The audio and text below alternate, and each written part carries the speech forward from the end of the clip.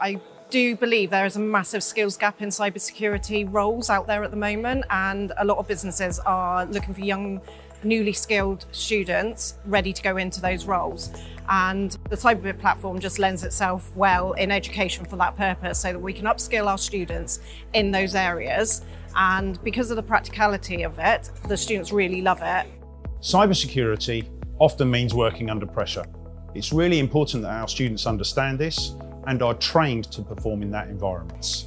What we need is for students to be drilled, to practice that conditioning so that they're in a position to respond under pressure and they're able to complete the task at hand. The thing that I like about the Cyberbit platform is it does have real job roles in it, so the students can start doing challenges and labs that would focus on a particular job role that do exist in the real world. That's kind of where the uniqueness comes into it.